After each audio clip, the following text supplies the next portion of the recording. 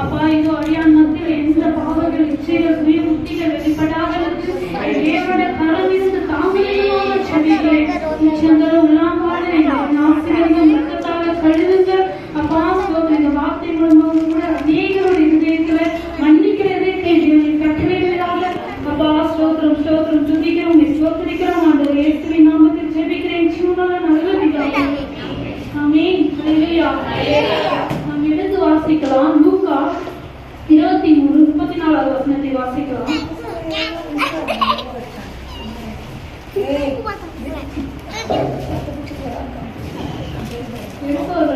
அப்பொழுது இயேசு, பிதாவே இவர்களுக்கு மன்னியும், தாங்கள் செய்கிறது என்னவென்று அறியாதிருக்கிறார்கள் என்றார். அவருடைய வஸ்திரங்களை அவர்கள் பங்கிட்டு சீட்டு போட்டார்கள். அப்பொழுது இயேசு, பிதாவே இவர்களை மன்னியும், இவர்கள் செய்கிறது என்னவென்று அறியாது இருக்கிறார்களே என்று தேவன் சொல்லுகிறதை பார்க்கிறோம். இந்த இடத்துல தேவன் யாரை குறித்து ஜெபிக்கிறார் என்று பாருங்கள். பிதா இதோ குமாரன் பிதாவை நோக்கி ஜெபிக்கிறார். இந்த இடத்துல நாம் பார்க்க வேண்டிய ஒரே ஒரு விஷயம், தேவன் இந்த இடத்துல முதல் வார்த்தையிலே மன்னிக்கிற குணத்தை நாம் தேவனிடத்தில் பார்க்கின்றோம். இந்த இடத்துல தேவன் பிதாவை நோக்கி ஜெபிக்கிறதை நாம் பார்க்கின்றோம். இன்றைக்கு கூட நம்மளோட இருதயமும் அதே போல இருக்க வேண்டும். ஒரு மன்னிக்கிற ஒரு இருதயமா நம்மளோட இருதயம் இருக்க வேண்டும். அதேதான் பாருங்கள், அவர்கள் செய்கிறது இன்னதென்றே அறியாது செய்கிறார்களே என்றார். அந்த இடத்துல தேவன் எவ்வளவு வலி வேதனை அனுபவித்துக் கொண்டிருந்தார். அந்த இடத்துல சரீரத்துல எவ்வளவு வலி கீறல்கள் காயங்களால அவர் நொறுக்கப்பட்டு நொறுங்கி போய் வேதனையோடும் வலியோடும் அந்த இடத்துல தேவன் அனுபவித்துக் கொண்டிருந்த அந்த நொடியிலும் தேவன் பிதாவை நோக்கி ஜெபிக்கிறதை நாம் பார்க்கிறோம். இன்றைக்கு கூட நமக்கு எதிராக எழும்புகிற மனிதர்களை நோக்கி, நமக்கு எதிராக பாவம் செய்கிற மனிதர்களை நோக்கி, நமக்கு எதிராக துரோகம் செய்கிற மனிதர்களை நோக்கி நாமும் ஜெபிக்கிறவர்களா இருக்க வேண்டும். ஏனென்றால் இன்றைக்கு நாம் தேவனோட வசனங்களை வாசிக்கிறோம், தேவனோட வழிகளில் நடக்கிறோம், தேவனோட பாதைகளை போகிறோம். ஒவ்வொரு நாளும் நமக்கு தகப்பன் தான் தகப்பன் தான் என்று சொல்லுகிறோம். அப்ப எல்லாவற்றிலும் நாம் தகப்பன் என்று நாம் சொல்லும் பொழுது நம்மளுடைய இருதயமும் அவரோட இருதயம் போல் இருக்க வேண்டும். நம்முடைய குணங்களும் அவருடைய குணங்களை போல் இருக்க வேண்டும். ஏனென்றால் தேவன் அந்த இடத்தில் ஒரு விரோதமாய் எழுப்பின மனிதர்களை நோக்கி ஜெபிக்கிறதை நாம் பார்க்கிறோம். அதே போலதான் இன்னைக்கு நம்மளோட இருதயத்திலும் ஜெபிக்கிற ஒரு மனிதர்களாய் நாம் இருதயத்தில் காணப்பட வேண்டும். ஏன்னா தேவனோட பிள்ளைகளாய் இருக்கிறோம். நாம் யாரும் இந்து குடும்பத்துல யாராவது நம்ம கிட்ட பேசினாங்கன்னா, எனக்கு இவ்வளவு கண்ணீர் இவ்வளவு கஷ்டம் என்று உங்ககிட்ட வந்து சொன்னாங்கன்னா நீங்க அதுக்காக ஜெபிப்பீர்கள். ஆனா அந்த ஜெபங்கள் நீங்க ஜெபிக்கும் பொழுது உங்கள் இருதயத்துல கசப்போ விரோதமோ கோபமோ இருந்தா அது நீங்க ஜெபிக்கிற ஜெபம் கேட்கப்படாது. ஏனென்றால் உங்க இருதயத்துல கசப்பை வைத்துக் கொண்டு, உங்க இருதயத்துல கசப்பு விரோதத்தை வளர்த்துக் கொண்டு நீங்க போய் ஜெபிக்கும் பொழுது தேவன் இப்படி உங்களுக்கு செய்வார். அதேதான் சொல்லுகிறேன். தேவன் சொல்லுகிறார், நீங்கள் உங்கள் இருதயத்தில் கசப்பை வளர்த்துக் கொள்ளாதீர்கள், உங்க இருதயத்துல மன்னிக்கிற ஒரு குணத்தை நீங்கள் கட்டளையிடுகிறார்கள். இன்றைக்கு கூட தேவன் அந்த இடத்துல எவ்வளவு வலி வேதனை அனுபவித்தார். அவர் கை கால்களால் ஆணிகளால் அடிக்கப்பட்டு அவர் முகத்துக்கு நேராய் காரி துப்பினார்கள். அது மாத்திரமல்ல, அவர் தலையில் வீடுகளால் முழு வீடுகளால சுமந்தாங்க. அவர் சரீரம் முழுவதுமே வலி வேதனை அனுபவித்துக் கொண்டிருந்தார். கீரல்களாலும் ரத்தங்களாலும் சிலுவையில தொங்கி அந்த நொடியில நம்ம மனிதர் தேவனோட இடத்துல நாம் இருந்தால் தப்பித்திருப்போம், அவருக்கு விரோதமாக எழுப்பியிருப்போம். ஆனா தேவன் அந்த இடத்துல அவர்களை மன்னிக்கிறதை இன்றைக்கு கூட நம்மளோட இருதயத்துல ஒரு மன்னிக்கிற ஒரு இருதயம் இருக்க வேண்டும்.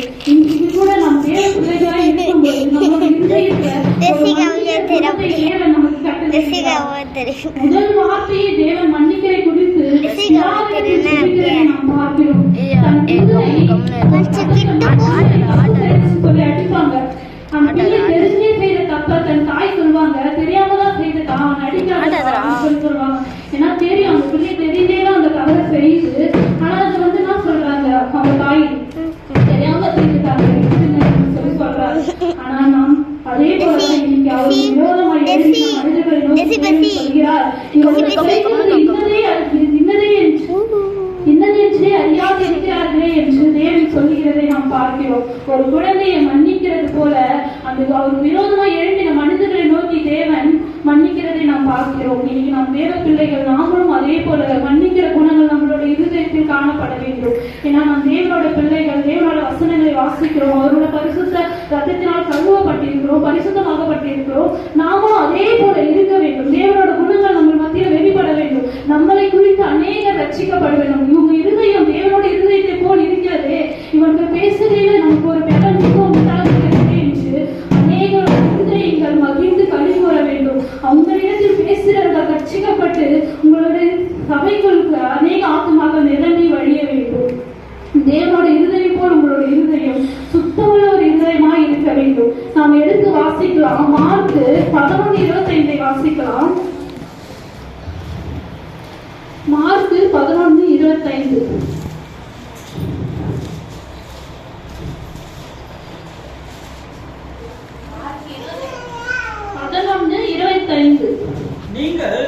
நீங்கள் நின்று ஜெபம் பண்ணும்போது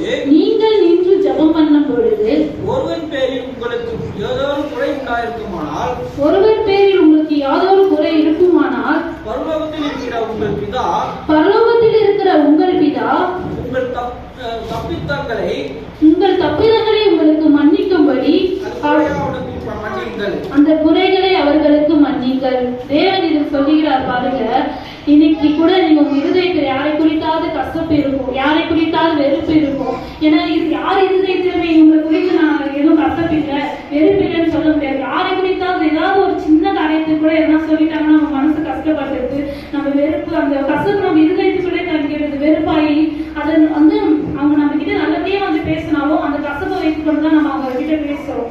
இன்றைக்கு கூட நம்ம குடும்பத்துக்குள்ளேயே நமக்கு மன்னிக்கிற குணம் இல்லை.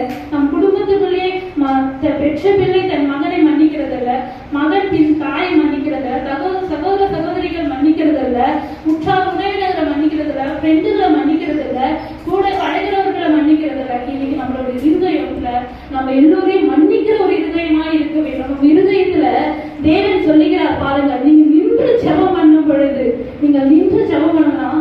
இப்ப யாராவது கிட்ட வந்து கஷ்டம்னு சொல்லி எனக்கு இவ்வளவு கஷ்டம் இருக்குது, இன்னைக்கு எனக்கோசம் ஜெபம் பண்ணுங்கன்னு சொல்லி உங்க கிட்ட சொல்லும் போது நீங்க குடும்ப ஜெபத்துல போய் ப்ரே பண்ணுவீங்க இவங்களுக்கோசம். ஆனா அந்த ஜெபங்கள் தேவன் இடத்துல கெட்டாது, கேட்கப்படாது. ஏன்னா உங்க இருதயத்துல உங்க குடும்பத்துல இருக்கிறவங்களுக்கு போயிட்டே உங்களுக்கு கசப்பு உண்டாயிருக்கும் பொழுது எப்படி தேவனோட சங்கத்துல எட்டும் என்று நீங்க நினைக்கிறீர்கள்? கண்டிப்பா எட்டாது. ஏன்னா உங்க இருதயத்துல இருக்க முதல் உங்க கசப்பை முதல் எடுத்து போவதற்காக நீங்க ஜெபம் பண்ணுங்க. உங்க இருதயத்துல இருக்க அந்த கசப்பை நீங்க எடுத்து போட்டப்பா, என்னோட இருதயத்துல இருக்க இந்த கசப்பை நீங்க எடுத்து போடுங்க தகப்பனே. இந்த இருதயத்துல இருக்க எனக்கு சுத்தமுள்ள ஒரு இதமா எனக்கு கொடுங்காண்டவரே. நான் செபிக்கிற ஜெபங்கள் எனக்கு உண்மை உத்தமமாய் நான் செபிக்கணும். யார் மத்தியிலும் நான் விரோதத்தை வளர்க்க கூடாது, யார் மத்தியிலும் நான் பாவங்களை சுமந்து கொள்ளக்கூடாது.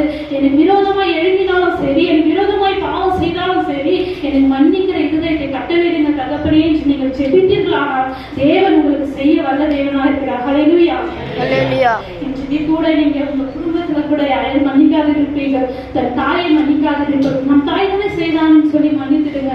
தன் பிள்ளையை மன்னிக்காது இருப்பீங்க. தன் பிள்ளை தானே செய்தாங்க என்று மன்னித்துடுங்க. இன்னைக்கு யாரை குறித்தாலும் இருதயத்தில் கசப்பு இருக்கும், ஆனால் தேவனிடத்தில் நீ முழங்கால நின்று அப்பா என் கசப்பை முதல்ல எடுத்து கொடுங்க ஆண்டவரே, அதுக்கப்புறம் நான் ஜெபிக்கிற ஜெபத்துக்கெல்லாம் எனக்கு பதில் கொடுங்க என்று நீங்க தேவனிடத்தில் ஜெபிப்பீர்களானால் தேவன் உங்களுக்கு செய்ய வல்ல தேவனாய் இருக்கிறார். ஆமென். இன்றைக்கு கூட நீங்க ஜெபிக்கிறவர்களாய் காணப்பட வேண்டும். ஏன்னா நாம் தேவனோட பிள்ளைகளாய் இருக்கின்றோம். ஒவ்வொரு நாளும் நாம் ஜெபிக்கும் பொழுது அந்த ஜெபத்துகளுக்கு நமக்கு பதில் கிடைக்க வேண்டும் என்றால் நம்ம உண்மையுள்ள சுத்தம் இருதயத்தோடு நம்ம ஜெபிக்க வேண்டும். இருதயத்துல எந்த வெறுப்பும் இருக்கக்கூடாது, யாரை குறித்தும் வெறுப்பு பொறாமை இருக்கக்கூடாது, யாரை குறித்தும் கசப்புகள் உண்டாகாம நம்ம இருதயத்தை பாதுகாத்துக் கொள்ளும். தேவன் கூட சொல்லுகிறார் பாருங்க, உங்களிடத்தில் இருக்கிற பொண்ணும் பொருளையே நான் கேட்கவில்லை, உங்க இருதயத்தை மாத்திரம் தான் கேட்கிறேன். இந்த இருதயத்தை நாம் தேவனிடத்தில் கொடுக்கும் பொழுது வெறுப்பையும் கோபத்தையும் சுமந்துக்கிட்டே எடுத்து கொடுப்போமா? இல்ல, நம்ம இருதயத்தை ஒரு சுத்தமுள்ள ஒரு இருதயமாய் தேவனிடத்தில் கொடுப்போம். தேவன் இந்த இருதயத்துல வாசம் செய்ய வேண்டும் என்றால் நம்மளோட இருதயம் ஒரு சுத்தமுள்ள ஒரு இருதயமாய் இருக்க வேண்டும். இந்த வீடு தேவனோட வீடு என்று நாம் சொல்றோம், தேவன் கூடாரம் என்று சொல்கிறோம். இந்த இடத்துல நமக்கு தேவனுக்கு இடம் கொடுக்கிறோம் என்றால் நாம் இருதயம் சுத்தமுள்ள ஒரு இருதயமாய் இருப்போம். ஒருவரை குறித்து உங்களுக்கு கசப்பு உண்டாயிருக்கும் பொழுது நீங்க எப்படி போய் ஜெபம் பண்ணும் பொழுது உங்களுக்கு அந்த ஜெபங்கள் கேட்கப்படும். அந்த ஜெபங்கள் எப்படி தேவனோட சன்னதியில் எட்டப்படும்? அதுதான் சொல்லுகிறார் தேவன், உங்களுக்கு ஒருவர் பேரில் ஒருவர் குறை இருக்குமானால் அந்த குறைகளை அவர்களுக்கு மன்னிங்கள். நீங்கள் யார் மேல குறையாகிறீர்களோ, யார் மேல கசப்பாகிறீர்களோ அவர்களை குறித்து நீங்கள் ஜெபித்தீர்களானா அவங்க கிட்ட போய் நீங்க மன்னிப்பு கேட்க வேணாம். என்ன மன்னிச்சிருங்க என்று நீங்க அவங்க கிட்ட போய் மன்னிப்பு கேட்க வேணாம். நீங்க முழங்கால நின்று தேவனோட சந்நிதியில நின்று நீங்க தேவனுக்காக செபிக்கும்போது, அப்பா எனக்கு இந்த கசப்பை எடுத்து கொடுங்க, என் இருதயத்துல கசப்பை எடுத்து கொடுங்க, நான் யாரை குறித்து கசப்பா இருக்கணும் அவங்க இருதயத்துல இருக்கிற கசப்பை எடுத்து கொடுங்க, எங்களுக்குள்ள ஒற்றுமை சமாதானத்தை கொடுங்க, நான் தேவனோட பிள்ளைகளா இருக்கிறோம், எங்களுக்கு எந்த ஒரு கசமும் உண்டாகக்கூடாது ஆண்டவரேன்னு சொல்லி நீங்க செபிக்கும் பொழுது தேவன் உங்களுக்கு எல்லாவற்றையும் செய்ய வல்ல தேவனா இருக்கிறார். ஹல்லேலூயா. இதோ சங்கீதம் 32:1 வாசிங்க.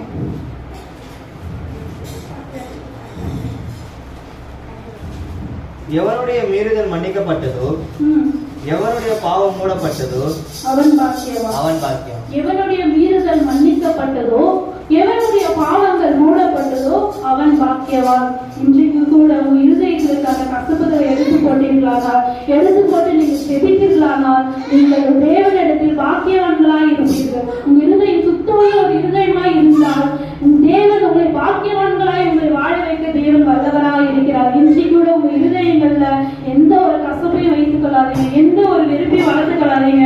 வெறுப்பு கசப்புகளை வளர்த்துக் கொள்வதனால ஒன்றும் ஆக போறதில்லை. ஏன்னா தேவன் அந்த வழி வேறு நிமித்தத்திலையும் அவர்களுக்கு விரோதமாய் எழுப்பின மனிதர்களை நோக்கி மன்னிக்கிறதை நாம் பார்க்கிறோம். முதல் வார்த்தையை தேவன் மன்னிக்கிறதை நாம் பார்க்கிறோம். அவர் எவ்வளவு வழி வேணும், அவரால் முடிந்திருந்தா அந்த இடத்துல அவர்களை சாபம் விட்டிருக்கலாம், அவர்களுக்கு விரோதமாய் என்ன வேணாலும் செய்திருக்காங்க. அதுக்கான வல்லமை தேவனுக்கு இருக்கிறது. ஆனா தேவன் அதை செய்யவில்லை. தேவன் எல்லோருமே எனக்கு வேணும், எல்லா மனிதர்களும் எனக்கு வேணும் என்று விரும்புகிறார். அதனாலதான் உங்களுடைய இருதயத்தை தேவன் ஒரு சுத்தமுள்ள இருதயமா நீங்க மாற்றுங்கள் என்று தேவன் சொல்கிறார். நீங்க இன்றைக்கு கூட உங்க இருதயத்தை ஒரு மன்னிக்கிற இருதயத்தை தேவனுக்கு சேர்ப்பீர்களானால் தேவன் அதை செய்ய வல்ல தேவனாய் இருக்கிறார். நீங்கள் கூட இன்றைக்கு மன்னிக்கிறவராய் இருங்கள். யாரை குறித்தால் கசப்பு இருக்குமானால் அவர்களை மன்னிங்கள். உங்களுக்காக தேவன் அவர்களுக்காக தேவனிடத்தில் நீங்கள் மன்னித்தீர்களானால், மன்னிப்பு கேட்டு நீங்க செபித்தீர்களானால் தேவன் அவருக்கு செய்ய வல்ல தேவனாய் இருக்கிறார். அது மாத்திரமல்ல, உங்களை பாக்கியவான்களாய் நிறுத்தவும் தேவன் உங்கள் வல்ல தேவனாய் இருக்கிறார். ஹல்லேலூயா. நாம் கண்களை மூடி செபிப்போம். மாத்திரமல்ல, இந்த வார்த்தையை பேச தகுதி கொடுத்த பாஸ்டர்மாக்காக நன்றி, சபை விசுவாசிகளுக்கு நன்றி. நாம் கண்களை மூடி செபிக்கலாம். ஹல்லேலூயா. இயேசுப்பா, ஸ்தோத்திரம் ஸ்தோத்திரம் ஸ்தோத்திரம் ஸ்தோத்திரம். ஆண்டவரே, அப்பா இல்லாமல்ல தேவனே நாங்கள் துதிக்கிறோம், ஸ்தோத்திரிக்கிறோம் தகப்பனே. அப்பா இந்த இடத்தில் கூடி வந்திருக்க ஒவ்வொரு பிள்ளைகளையும் உங்களுடைய கரம் தொடட்டும், ஒவ்வொரு இருதயத்தையும் கரம் தொடட்டும் ஆண்டவரே. இதோ நீ கொடுத்து இந்த முதல் வார்த்தை ஆண்டவரே, மன்னிக்கிற இருதயத்தை ஒவ்வொரு பிள்ளைகளோட இருதயத்தையும் நீ கட்டளை இதுவீராக ஆண்டவரே. அப்பா ஸ்தோத்திரம். இந்த இடத்துல நீ அந்த பிள்ளைகளுக்கு தொட்டீரப்பா. இதோ உங்கள் இருதயத்தில் இருக்கிற அந்த கசப்புகளை எடுத்து போட்டியே நாங்கள் விசுவாசிக்கிறோம் தகப்பனே. ஒவ்வொரு பிள்ளைகள் உச்ச நிலவுலாம் கால்களை நீ ஆசீர்வதிங்க அப்பா. ஸ்தோத்திரம் ஸ்தோத்திரம் தகப்பனே. சபையில் அப்பா இன்னும் சபை இன்னும் மேன்மையாய் வளர அப்பா, இந்த சபையில் உங்களுடைய பிரசன்னம் உங்களுடைய வல்லமை நிரம்பி வழியமே தகப்பனே. அப்பா வந்திருக்க ஒவ்வொரு பிள்ளைகளையும் நீ ஆசீர்வதிங்க அப்பா. உங்களுடைய வார்த்தைகளை கேட்கும் போது அந்த பிள்ளைகளோட இருதயத்துல அப்பா நீ பேச வேணுமாக செபிக்கிறேன். உங்களுடைய வார்த்தைகள் மாத்திரம் வெளிப்பட வேணுமாக செபிக்கிறேன் அப்பா. இதோ பேசுகிற ஒவ்வொரு வார்த்தைகளையும் நேரம் நீ வெளிப்படுங்க அப்பா. ஒவ்வொரு மத்தியிலும் உங்களுடைய பிரசன்னம் உங்களுடைய வல்லமையினால நிரப்புங்க அப்பா. உன் ரத்தத்தினாலும் அபிஷேக ரத்தத்தினாலும் கழுவி நீ பரிசுத்தப்படுத்த வேண்டுமாக செபிக்கிறேன். ஒவ்வொரு வார்த்தையிலும் தேவன் வார்த்தை வெளிப்பட வேண்டுமாக செபிக்கிறேன். எந்த பாவங்கள் கட்டுகள் இருப்பாங்க அந்த இயேசுவின் நாமத்தில் அழிந்து போகட்டும் ஆண்டவரே. ஒவ்வொரு பிள்ளைகளோட கரத்திலும் உங்களுடைய கரத்தை ஒப்பு கொடுக்கிறோம் ஆண்டவரே. நீ எடுத்து பயன்படுத்துங்கப்பா. இந்த சபை முழு